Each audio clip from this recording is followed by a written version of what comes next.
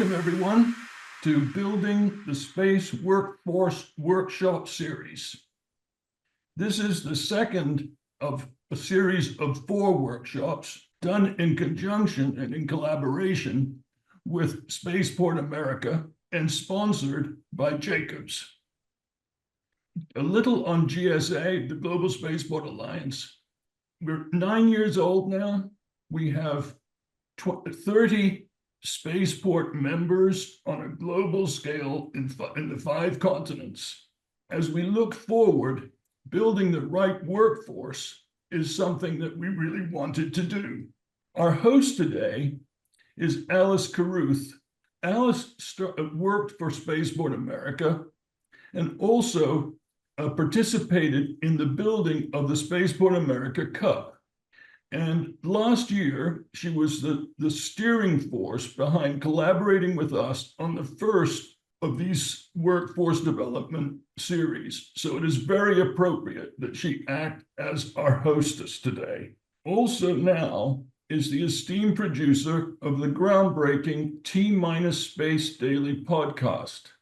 And through her vision, T-Space Daily podcast has become a go-to source for space enthusiasts and novices alike, fostering a sense of wonder and discovery.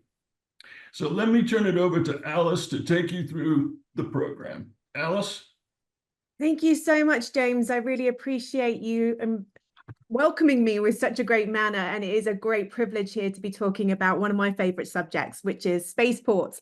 I think people really underestimate how important they are in building the space economy, and I think it's really important for students particularly, but for anybody who's interested in getting involved in the space industry to learn about spaceports, learn where they are, and learn how to interact with them. So it's my pleasure to introduce George Nield, who is the current chairman of the GSA, the Global Spaceport Alliance, but also used to be the FAA AST chair. So he knows more about spaceports than I think pretty much anybody around, because he's been there from the ground zero and building them here in the US. So I'd love you to be able to talk a little bit, George, about your background in how spaceports have really started to form and what a spaceport is, because I think people still don't really understand what they are as a facility. Excellent. Thank you very much, Alice, and welcome everyone. Thought we'd start off our session today with just some top-level discussions on what's going on. Ever since the Soviet Union launched Yuri Gagarin into space more than 60 years ago, almost all of the significant milestones in our space activities have been done by governments.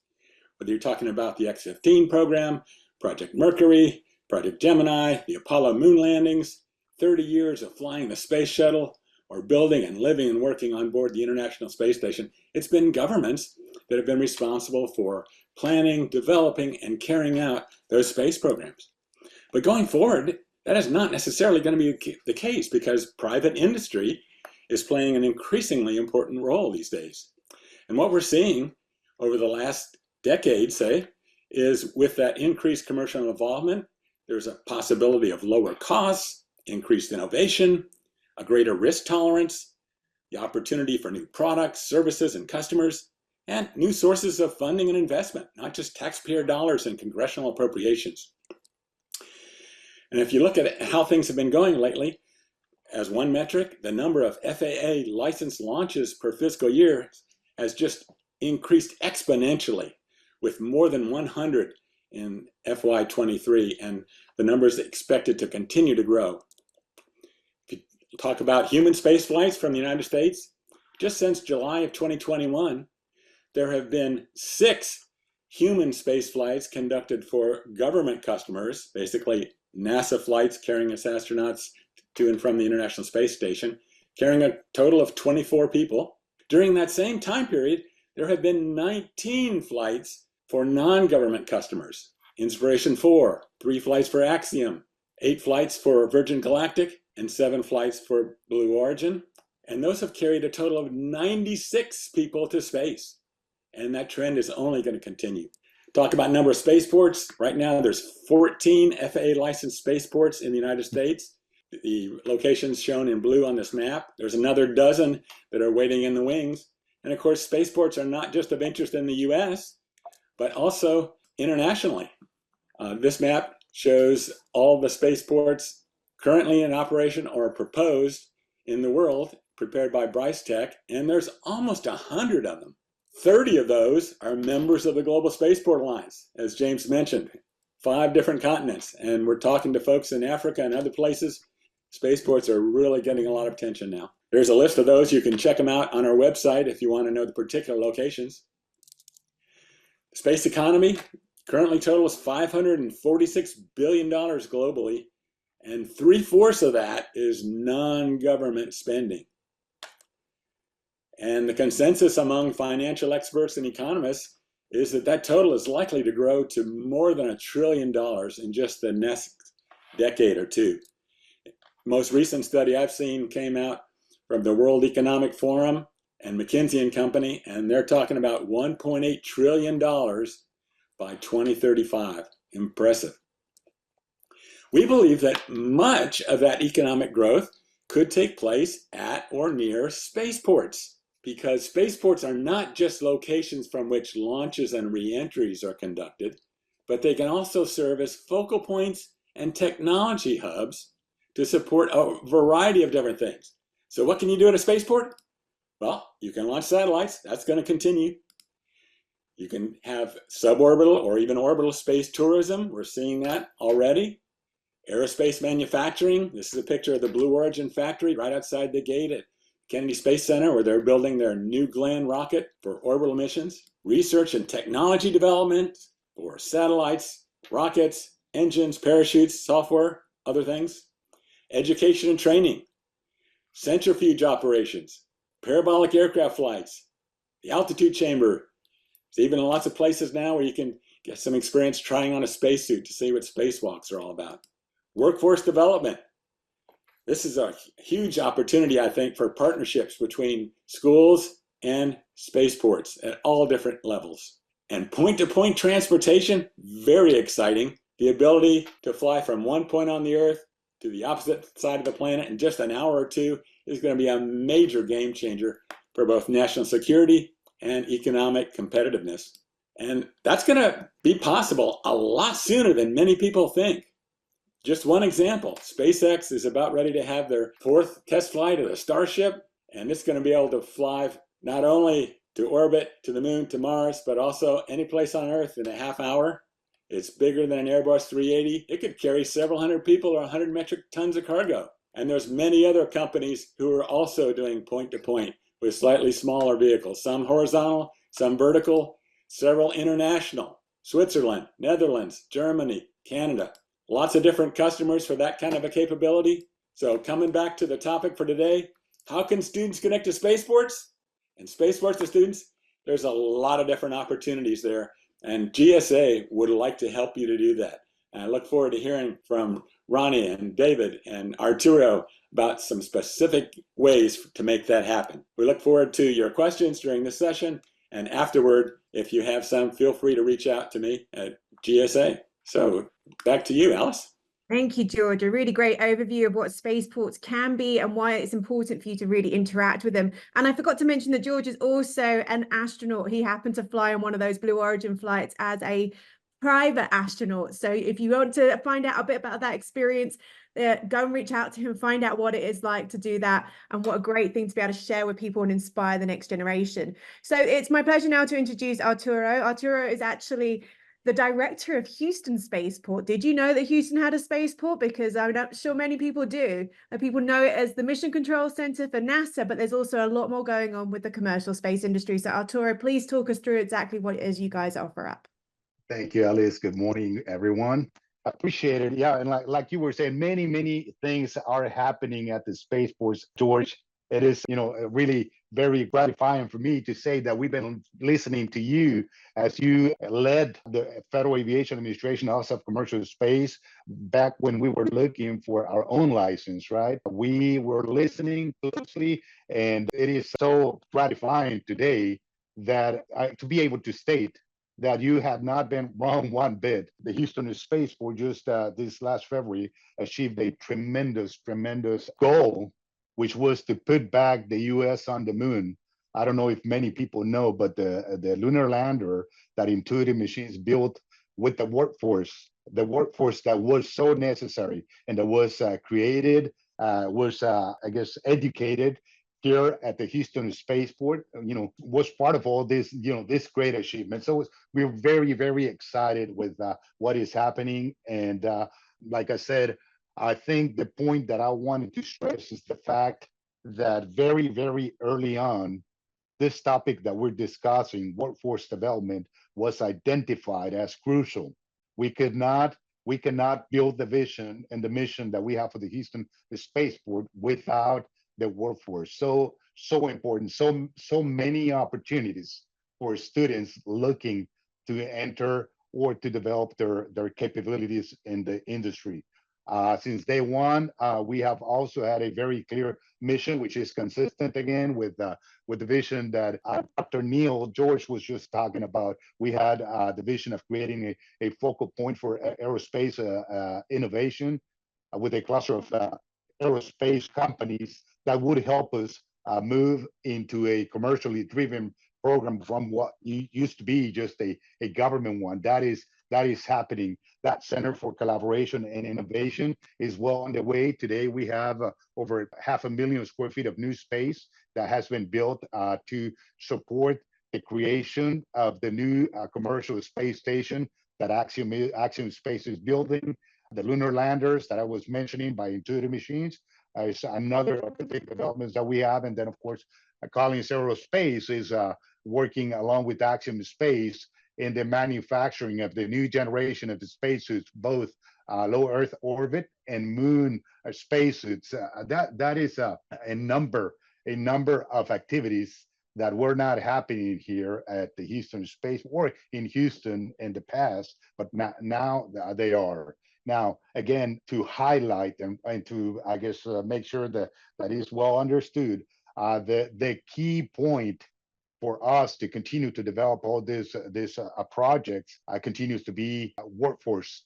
And so workforce development is something in which we're really, really focused. You will be hearing from Dr. David Alexander with the Rice Space Institute and the progress that we're making here in Houston also with the creation of a number of institutions at the Houston Spaceport and in the vicinity of the Houston Spaceport. This nexus of research, invention, and exploration is now deep into the development. Also, the part that I always like to highlight is that all this work, all this effort does come with a reward, right? At first, it seems a little bit hard when it is your company or your organization that want coming up with the resources to build a spaceport. So far, we've invested about $200 million to create that basic infrastructure that is the Houston Spaceport.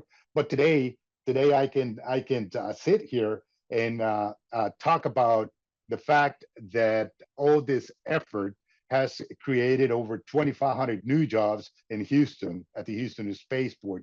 Along with that comes the money prize. I can quickly account for over $5 billion in contracts for work to be done over the next 10 years, contracts that come from the federal government through NASA or also commercial companies. This is a really, really interesting perspective to keep in mind. Yes, we move ahead, we invest, and then we reap the rewards of the hard work that we're doing.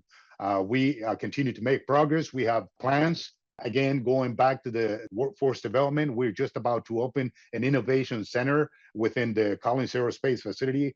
This is going to be run by a company called Stellar Access. The name of the incubator is going to be the Still, and it's going to be opening the doors for workforce to come in and train and develop their programs there. We have another infrastructure, taxiways. We have a flight school that it will be opening. So there's a lot of good stuff happening here, Alice. This is the message again, highlighting workforce is so necessary. Absolutely. It's absolutely key for any industry, but particularly with the space industry. And I think we want to be able to drill home to everybody that you don't have to be an engineer, you don't have to be a rocket scientist to get involved in the space industry. We need lawyers, we need accountants, we need people that are able to communicate well. We need you to really think about what kind of career opportunities you're interested in and how we are here to then help you connect to the space industry. So we've heard about a spaceport that is very much about the business hub of the space industry, manufacturing, mission control centers for commercial space. I think it'd be really interesting now to bring in Rani Bush from Spaceport America to talk about a very different type of spaceport, also commercial led, but really focusing on that space tourism side of things. Rani, would you like to jump in and introduce yourself and tell us a little bit more about Spaceport America in New Mexico? Absolutely. Hello, everyone. I am Rani Bush, and I am the Business Operations Manager at Spaceport America, located in southern New Mexico. I was going to say, we're just, it's just wonderful that we're able to, be a partner in doing these workshops with the Global Space Alliance Spaceport Alliance, because again, it's our future and it's where we're moving to. And so, it's just wonderful to be part of this. Okay, so now I'm going to go ahead and share my screen. Spaceport America, we are the gateway to space. And what I love and what we've already talked about so far are all the different things that go on at Spaceport. So even here on this screen, you see both where we do work with, sort of testing of different equipment, as well as human space flight. And even what's nice is that we've been able to host the Thunderbirds to come to our site. Yes, and so again, with Spaceport America, that what's wonderful is that our anchor tenant, and like Alice had said, is Virgin Galactic, and they have flown all their space flights, from our facilities. But also we do much more with that. We work also with different companies that we work with companies like Up Aerospace as well as Aero Environment. And that's a company that also provides unmanned aircraft that fly from our facility. And there's these sort of aircrafts that are, again, unmanned, and they typically go up to about 60,000 feet, and they can be up there for 6 months. And what they do is work similar to satellites, but they're able to do work up there. And so we do have, 3 companies there at the spaceport that do that, as well as we have innovative, because we do have like 3 main areas at the spaceport. We have the horizontal launch area. And again, that's where Virgin Galactic flies from. We also have a vertical launch area. And again, that's where companies like Up Aerospace and Aero Environment work. But we also have innovative companies like Spin Launch that also sort of work at our facility. One of the big activities that you all know about, because most of you are watching this workshop because of the Spaceport America Cup that we host every year in partnership with ESRA, which is the Environmental Sounding Rocket Association, which is, of course, just an amazing event that we hold here at Spaceport each year. And, this coming year, we're actually, which I can't believe is only in about, less than a month away. And so everybody here is getting very excited about, sort of the teams that are coming out. And what's wonderful is when we think about, being at the spaceports and taking students from, being able to have students at spaceports to inspire them for their careers. The Cup isn't a better example of having those students that come, sort of here, they're able to learn, to experience, to put their knowledge to work, to build these amazing rockets, and then go ahead and to allow them to be launched from here. But we also do many other STEM activities at Spaceport as well. And so we're always trying to bring students across different ages to Spaceport. We have internships that we're, having students come in. And I like what Alice said, because, a lot of times, people think of the engineering, sort of the STEM, but one of our current interns is actually a lawyer, and she's here under a legal internship, because space law is something also very important for the future, as we know, as we have to be able to cooperate as, sort of we continue to move into space. And so at Spaceport America, we are trying to expand the different types of internships that we have to allow more students to come to our facilities. And what's nice is we've also been able to have different groups of students come and launch their rockets at Spaceport America, not just during the Cup, but also during the year. So we've had groups like students from West Point come and launch their rockets here, as well as from other universities as well. So again, Spaceport, we're always looking towards the future and how we can build on the great success that we have had in the past. Awesome. And I would just add to what Rani was just saying, I think a lot of people don't realize that New Mexico is the home of the US space program. It's where rocketry first started. It's where Robert Goddard came to and started launching back in the 1930s. So there's a lot of heritage in this area of New Mexico, which is where I live as well, which is why I'm so very proud of the fact that we have one of the first commercial spaceports down here in southern New Mexico. So we've talked a little bit about the different types of spaceports that we have across the US, and they're very similar types of spaceports that are now popping up all over the world. One of the things we really wanted to bring and drill home to you is about how universities, students, and people who are mid-career are able to move into the space industry by cooperating and working alongside spaceports. So it's my honor to be able to introduce David from the Rice University Space Institute, who's done a lot of work with Houston Spaceport, to talk a little bit about how Rice interacts with Spaceport Houston and helps tee up students for careers in the space industry. David, I'll pass it over to you. Oh, thank you, Alice. And I apologize ahead of time. I'm in a public space because, like George, I'm between flights. You know, I think one of the things I want to do is we're working with the Global Spaceport Alliance essentially since its inception. And as you mentioned, based in Houston, we've worked very closely with Arturo. And the way I think about the engagement, we're trying to engage in many, many different ways, some of which have been touched on by Rani and Arturo, and of course, George and James. And the thing is that the way I see that the engagement between a commercial entity, you know, the companies at a spaceport, for example, and the spaceport itself, is I think there's 4 key areas.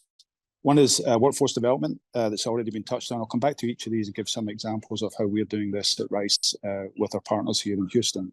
So there's workforce development, there's professional development, there's recruitment, and then the harder one that we'd like to see more of is the research side of things. So on the there's also outreach and training, and I may touch on those if I get time. On the workforce development, Arturo normally mentions this, but I think he deferred because he knew I was coming along, so he saved it for me. So thank you for that, Arturo. At the spaceport, we worked with industry over a course of about 18 months with a college called San Jacinto College, which is it's like a community college in the neighborhood of the spaceport, and they have a number of specialized programs for different industry. And so we worked with them to create one for aerospace. And it's called the Edge Center, and it's based at the Houston Spaceport. And what it is essentially taking students from high school and giving them certificate training and so on, and different needs. And those needs were defined by industry. So that's where the true engagement with the spaceport and the industrial community around us. And then they go from there. There's internship programs with intuitive machines. There's some students who, Arturo can tell you the story later. I think I've forgotten the student's name. I think it's Cyrus, but there's a student who came out of a high school who didn't think he had any opportunities, who has now helped build that lander that's on the moon currently. So that kind of excitement and what these companies can bring to the community is a really strong aspect of what we try and do. So again, everybody's emphasized the workforce development. The other side of that too is there's some news recently about the state of Texas investing in a Texas Space Commission, investing R&D money and investing in a facility to support you know, a lot of different space activities. That's going to be based here in Houston with Texas A&M University. They have emphasized of the workforce component. So it's not just research for research's sake, but it's applied research to support the missions of the various entities within the state, and then it's also developing that next generation of workforce. On the professional development side, there's many other ways universities can engage. I'm pleased to say I've got one of our students is actually online, Joanna. So at Rice, we have a professional science master's in space studies. And what that is, it's a professional degree, a non-research master's degree, which combines technical courses in science and engineering with business and management courses, with data courses, and then there's some other things around, you know, learning about ethics, science ethics, and so on, project management. And those are trying to cater a couple of things. One is to help students transition from, let's say, a science bachelor's degree into more of an engineering to get into the space industry, or vice versa. And then the other part of that is also we have an agreement with NASA Johnson Space Center that allows you know, folks who are sitting in a specific area within their engineering component at Johnson Space Center to maybe broaden their horizons a little bit and lead towards being a project manager a couple of years on in their career. So there's lots of different things that we can do there, and we can talk about that later. We're also at Rice, we're hosting the International Space University's Space Studies program, used to be called the Summer Studies program. So there's going to be 150, almost 160 students 50 faculty coming to Houston next week. I'm in New York right now. I'll be flying back specifically for that. And that's going to be an 8-week program. And if any of you know about the International Space University, that's where a lot of people in the space community got their start and got their, developed their passion a little bit more. There's projects. We're working on that with the Johnson Space Center and the ISU. So that professional development side is a strong area. You can also think about Masters of Business Administration, MBAs. And so we have a very strong MBA at Rice, as do many schools close by spaceports, like Arizona, for example. And but now I'm really excited that our business school is starting to take a real interest in space. We're heavily focused on energy here in Houston for obvious reasons, but they're starting to take a real interest in the space business, the business of space. And so we're working with them to develop a few programs. On the recruitment, that's obviously one of the big things that we want to prepare our students for jobs that they're wanting to do, and space is very attractive. And so I've already mentioned that some of the students come through the Sanjak program have gone on to work with Intuitive Machines, but we also have students from our master's program who are working as flight control at NASA. And to Alice's point, that it's not just all about engineers and science. We have a student working in the finance office, for example, at Johnson Space Center. And we have a number of students at Axiom Space and a couple of Intuitive Machines and so on. So that aspect of engaging with the university is really important. The last one is a tough one, which is the research side, because a lot of the companies are really growing, Axiom Space, Intuitive Machines. They're startups, but they're quite large startups, and they're winning a lot of contracts, but they really need to have that hands-on labor. That's the workforce development component there, those technicians. It's very difficult for them to think about actual research right now. And so our argument at the university has been that your company's doing well just now, but you're going to have a lot of competitors 10 years from now. And where are the technologies that will differentiate you from your competitors? That's in the universities today. And so we need to find a way of working with it. So again, it's not all the industry's fault. We need to be finding a way of the universities engaging with the industry for their needs rather than ours. We write papers and we publish and we go to conferences and so on, and we produce students, but the industry want things that they can use. And so we have to work a little bit more closely with that. And that, again, going back to the Texas funding, that's something that's emphasized there. And then very quickly, the other two things is the training and the outreach. Outreach is very important. And Rani talked about some great outreach that they do, some STEM outreach that they do, Spaceport America. And Houston does a number of these things too at Houston Spaceport, in conjunction not just with Rice, but with a number of other universities. We're fortunate in Houston to have a number of top universities at different levels. And then on the training side, on the outreach side, I've got to thank my sponsor, who happens to be in the room right now. For the last 12 years, we've been running a public lecture series, 3 public lecture series on different aspects of space exploration. And for the last 9 of those years or so, it's been sponsored by the Houston Spaceport. So we have the Houston Spaceport Frontier Lecture Series, and we bring people from all over the world, from different aspects of the space world, to contribute to that. And then lastly, I know Alice is going to draw the hook on me here, but on the training side, just fortunate, just sponsored one of our master students to do astronaut training at Midland Spaceport as part of the Space Nation endeavor out of Sweden. And so there's many different ways that the students are very passionate about this. We have to provide the opportunities for them to sort of fulfill that passion. And that's where the spaceports come in, partnering with the university. So I think I'll finish with that and let you move us on. No, that was perfect. I think you gave a really good overview of opportunities there for students. And I want to emphasize again, this doesn't have to be that you are a young student. There are opportunities with career to be able to upscale and move yourself into the space industry. I myself did not have the opportunity to go and do communications in space when I was at university some 20 years ago. That wasn't even a thought in the whole process in the United Kingdom. We didn't really focus on anything to do with space when I was growing up, and I managed to cross over into the space industry some 7 years ago, purely by luck, purely by chance, but also because I had a passion for it. And I think that is really key, that I will emphasize to all of you. If you like space, if you really enjoy space, there is an opportunity for you in this workforce.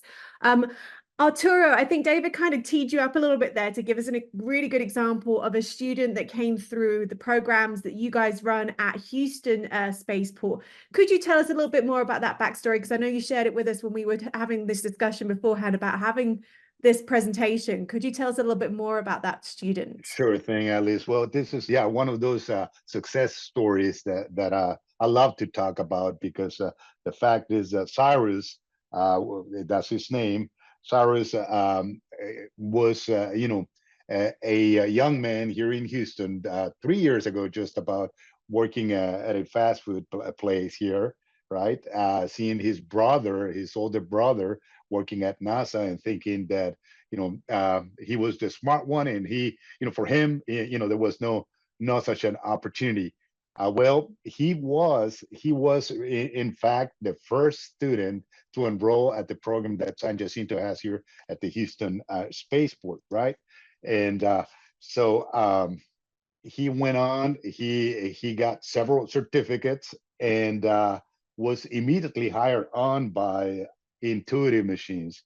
And the first time I met him, he was already working for Intuitive Machines, and he's sharing this story, right? This was the excitement in this young man was just incredible, right? He was saying, I cannot believe that from being at this fast food place, now I'm working on a lunar lander that is going to go to the moon. Now it has, of course, you heard the rest of the story that has been done, right? The name of Cyrus, right, is imprinted on the moon because the company did have that I guess that vision of putting everybody's names that contributed in the construction of that lander, and in a way to be able to leave the print on the moon. So just fantastic. And there are so many examples like that, to where we've seen and we continue to see students in this area that were like you and I, like you were describing, possibly not immediately connected to the aerospace industry, now able to do live within the aerospace industry, thanks to the training that is going on. And then, of course, it doesn't stop there, because in the case of Cyrus, now he is pursuing a degree, an engineering degree from the University of Houston here in Clear Lake. So it is just that perfect story, I believe, when it comes to the ability to develop, but it's all, of course, about like you said, having that excitement, that I guess that vision for what we want to do. I love success stories like that. I once presented to an MBA classroom here in New Mexico, and I asked, out of all of them, how many of you are planning on staying in this state? And no one put their hands up. And I was like, why? And they said, there's no opportunities here. We want to do tech stuff. And I started to talk to them about the space industry, just the availability and the growth that we're seeing here. And two of them then applied for internships at Virgin Galactic. One of them got it, and she's now working for Collins Aerospace and is traveling around the country and doing all sorts of great things. So opportunities like that are really important. And I love to see people start to think outside of the box when it comes to what kind of opportunities there are in the space industry.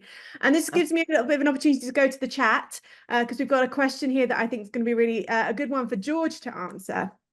From Jordan. George says that they're currently writing a paper on aerospace law, and they understand that FAA is working closely as possible to evolve with the demand that the commercial space has right now, and wants to know what are the hurdles that the industry is trying to find solutions for, which I think is a really perfect opportunity for you to talk a little bit about AST and everything you're working on with them as well. Sure, great question. I think one of the top priorities for sure for the FAA, as well as for the other companies in this business, is public safety, right? So we know that space is hard and there are risks involved, but absolutely we want to make sure first that the uninvolved public is protected, and then, to the extent that we can, to continue to improve the safety of those who are flying on these rockets as well. So I think some of the goals that NASA has previously articulated for their commercial crew program, that includes both the SpaceX and the Falcon 9 and Dragon, and now Boeing, that's very close to being able to demonstrate its ability to fly people with Atlas V and the Starliner. The NASA program for commercial crew has basic goals in terms of improving the safety and reliability and the cost effectiveness of these systems. So a lot of people believe that the future in space is going to depend on reusability so that we don't use a rocket once and then have to buy a whole new rocket for the next mission. But those same principles, having space be more like aviation from the standpoint of being able to reuse the vehicles and to be able to count on, yes, we're going to launch today and we're going to have this as our destination, whether it's in orbit or the moon or a point-to-point, another point on the Earth. And while we're doing that, to try to bring the cost down and to increase the safety and reliability so that the industry can continue to grow. Can I ask a quick question of you? Because I know you've been very involved in the FAA's evolution, and they've been asking for public input on what they're going to do to be able to deal with the cadence that they're starting to see. I know one of the recommendations you've recently put forward as part of the subcommittee is to move the FAA's AST department away from the Federal Aviation Authority and think about it as part of a different area. Could you talk us through a little bit about that evolution and what you think is going to see happen over the next couple of years? Sure, great question. So given the growth that we've talked about here today and the number of launches and the economic growth and the number of companies and other customers that are participating in the industry now, I think it's fair to say that space is maturing and it's continuing to grow. And so this may be a perfect time to take the Office of Commercial Space Transportation, which is currently part of the Federal Aviation Administration, and take it out from under the FAA and have it report directly to the Secretary of Transportation at DOT. We believe that has a number of advantages in terms of bringing up issues and having decisions that need to be made or problems that need to be addressed in a more timely manner, and thinking about what are the resources that are necessary. FAA has been struggling in the Space Office lately with all this business and a very limited staff and budget, and not really sure that the folks in Congress and at the White House and even at the Department of Transportation are aware of those concerns. And so having a seat at the table, we think may provide a more streamlined way to address some of those issues and make good decisions on resources. And so we're starting to talk to folks in Congress and the administration about that as an option. It's been something that's been talked about for several years, but I think this is a particularly important time given the importance of space in so many ways: national security, economic competitiveness, technological leadership, and inspiring the next generation of students, right? So let's make sure that we have the right regulatory oversight for this industry so that we can be safe, but still help it to grow and to innovate and to move forward.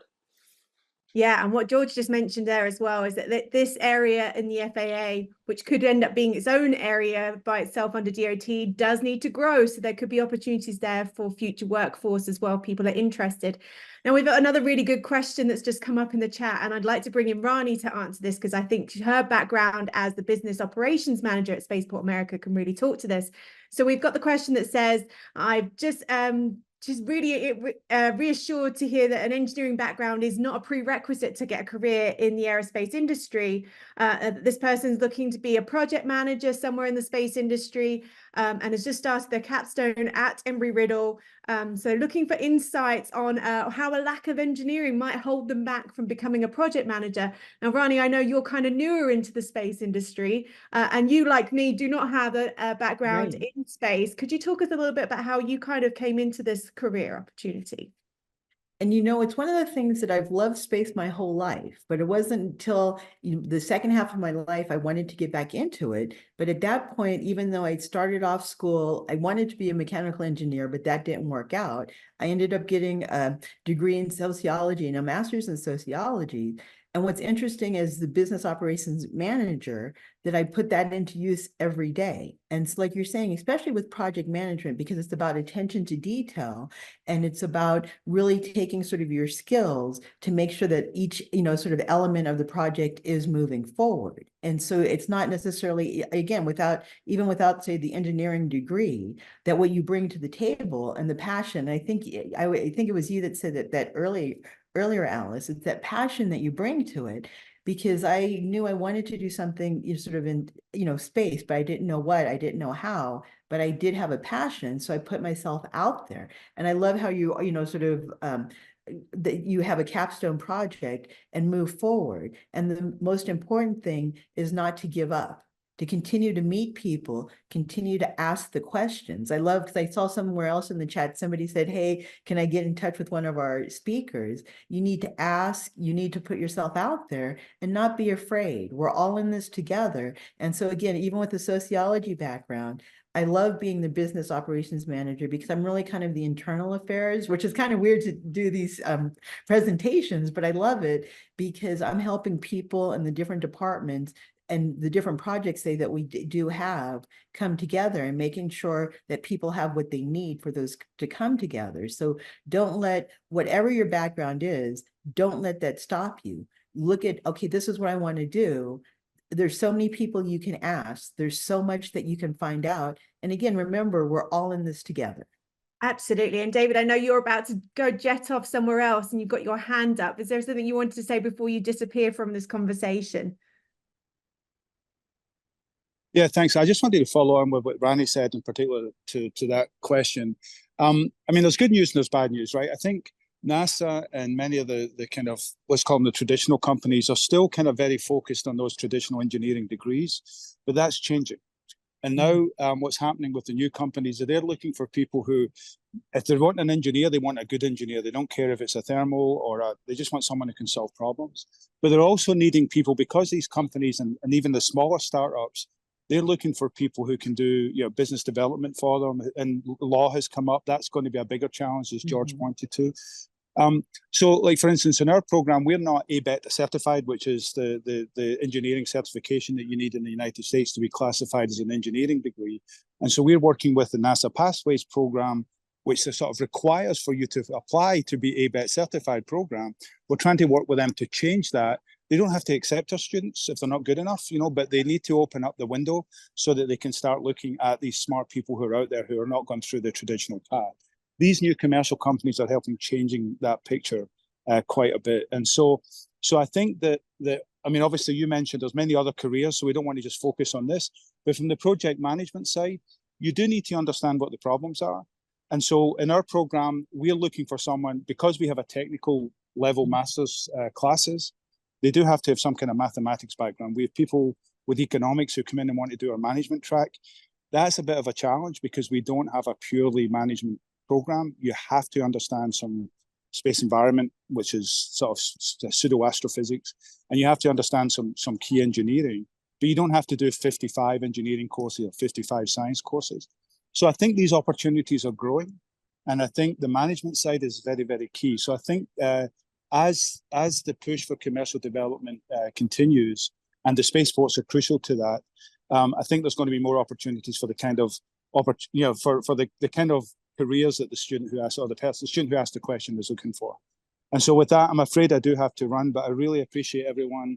There's never enough time to talk about space, and I appreciate those guys who came on to to ask the questions and to hear from a few of the folks who are helping to make a little bit of a difference around the country and around the world on this area. So again, thank you all.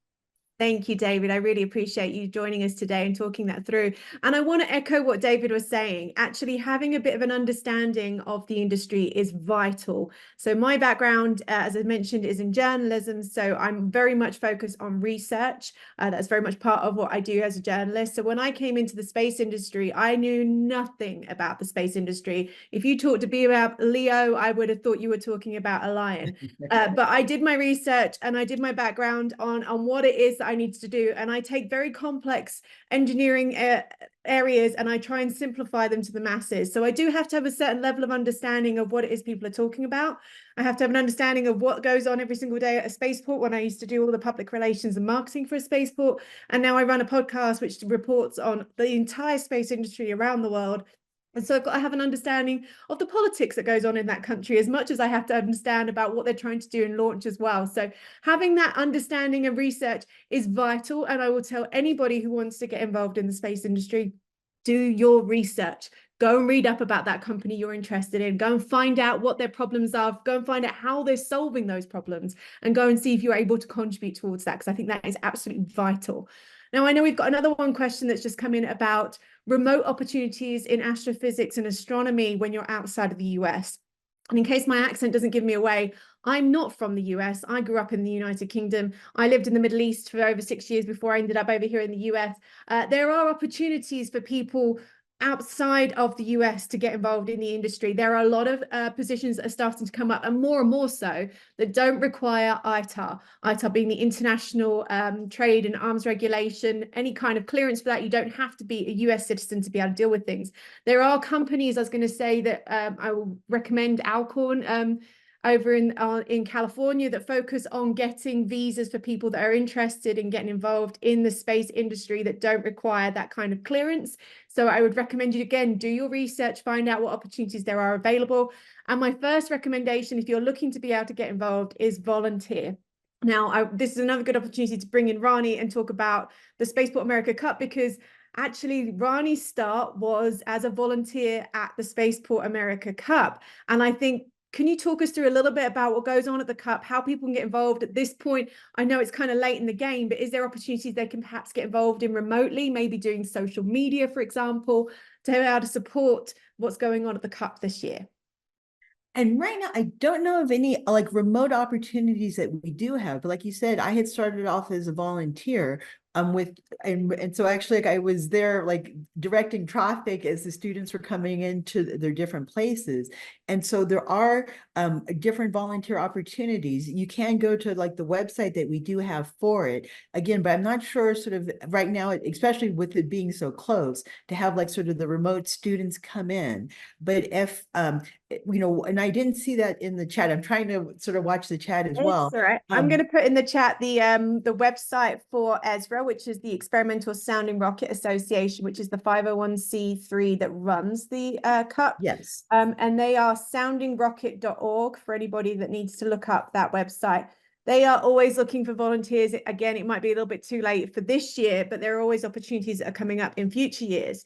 And I would also recommend people thinking about what they can do in their own areas. So Rani and I actually sit on the board together of the last Cruise of Space Festival, which is a not-for-profit organization that puts on STEM events for our local community that showcase what's going on in the space industry, not only around where we are, but around the whole country, and also talks about pathways into career opportunities, talking about, you know, we need people that are welders, we need people that are space wrenchers, we need people that do law, we need people that do administration that are able to come in and help organize our offices, because trust me, that's a really big deal when it comes to the space industry. So think about how you can get involved in local astronomy groups, because that's another thing that Rani does as well. Could you talk us a bit about the astronomy group and club that you work with, and the Planetary Society as well, and what kind of volunteer work you do with them? Right. You know, I mean, and there's like, and volunteering is so important. So let me first say that, because one, it gives you experience. One, you get to know different people and what's going on. And I think it's so important how Alice said before is to do your research, get to know the background. How do you do it? By volunteering. I like own a telescope. You know, I belong to the local astronomy club. In fact, I'm the vice president there. And what I love about it is the chance to bring people together who love astronomy. We do STEM outreach there as well. So again, I get out into the community more and more. I volunteer and am on the Space Festival, which again is another way to meet people locally who have a love for space and are able to go out and do that. So there are so many different organizations. The most important thing is wherever you are, look around and get started, because that again is what's going to build those connections for you to move forward in sort of whichever, you know, of these avenues you want to. And sometimes even if it's not necessarily the correct avenue, just start somewhere. I know for myself, there's this wonderful organization here, you know, actually out of Albuquerque called New Space Nexus. And I started to attend their monthly meetings. I was scared to death because everybody else worked in the industry and I didn't. But by, you know, sort of being part of that, doing what I could, that's where I met, you know, sort of, I met another member of the Space Festival, and then I got in touch sort of with Alice. And so it really does build. And so again, you know, sort of don't think of can't, think of what can I do? What is around it? Yeah, yes. I love that. The best attitude. Honestly, put yourself out there and you never know what could come out in returns. Arturo, is there any opportunities for volunteering at the Spaceport in Houston? I'd love to be able to hear what you guys have operating over there as well. Yes, we have had many, as a matter of fact. All these new companies have been, open for internships, right? There is always, of course, here at the spaceport level, we often times have events that are connected to the development of the infrastructure that we're putting and we're putting together. And so there's always the chance for these people to come and support what's going on. And what I have seen is by attending, by being there, the relationship comes about, right? And all of a sudden, you start seeing things happening, right? It is without a question. The point that you were making is just really so important, right? You got to be out there, you got to connect, you got to talk, and you wanna pursue your dream, right? And take action if it's going to happen. But yes, here at the Houston Spaceport, we've seen a tremendous growth because we started from zero, really, right? But yet there is a substantial number of opportunities to volunteer and to intern at the different companies here at the spaceport. Awesome. And I was just going to say, I was reading in the chat about Saxford Spaceport in Scotland. I'm also hoping to make it over there for a wee drama at some point when they manage to launch in August this year. So fingers crossed for them. And there are great opportunities of spaceports all around the world. And I again want to bring in George to talk about that. What if you were somebody who is even mid-career that's thinking about a career opportunity in spaceports? How can they get involved? Where would they even start? What would you recommend to them? So you've already hinted at some of the opportunities. I think professional societies, many of which are international in scope, like the AIAA, the American Institute of Aeronautics and Astronautics, which even though it says American in the title, it is absolutely an international organization, and they have conferences and workshops, many different locations. The International Astronautical Federation has something called the International Astronautical Congress, IAC. This year will be in Milan, Italy in October. Those are opportunities. And in terms of spaceports, again, as Alice says, do your research. Check out the GSA website. There's 30 different current spaceports around the world in 11 different countries. And maybe there isn't one close to you, but maybe that's a good opportunity to talk to local government or local economic development folks and see if there's interest, a way to start some study about having a spaceport in that particular vicinity. As we mentioned earlier, it doesn't have to be all about launching rockets. There's many ways that a spaceport can contribute to the overall development and activities in aerospace. Absolutely. And I really hope to see more spaceports around the world thinking about how they can link to their local academic research areas so that they can start being a driver for this workforce development. That's what this is all about. And that's certainly what GSA is really starting to push as well. Now, I don't know that there's any kind of further questions that we had on here, but is there anything you'd like to close out for people that are interested in learning more about the Global Spaceport Alliance and this whole series that you're running throughout the month of June? So just a reminder that there's 2 other workshops on the schedule, and encourage you to take a look at those. And if you missed the earlier one, we have a recording available on the website. Do your research, check out opportunities and information and contacts on the Global Spaceport Alliance website. And I think it's exciting for folks to be able to participate in the Spaceport America Cup, and we appreciate everyone listening in to our discussion today. Let me, if I may, Alice, just to echo what George was saying, a taped version of this webinar will be available on the GSA website. I personally want to thank you, Alice, for doing a spectacular job, as always. George, David, Arturo, and Ronnie, really excellent discussion. The next session is on entrepreneurship and business planning. It's taking place on June 8th. That's next Saturday at 12 o'clock. So put that in your calendars. And as George has said, GSA wants to help. So feel free to reach out to us and we will do what we can to put you in touch with people who can help you. I posted my personal email address in the chat so you can get that from there.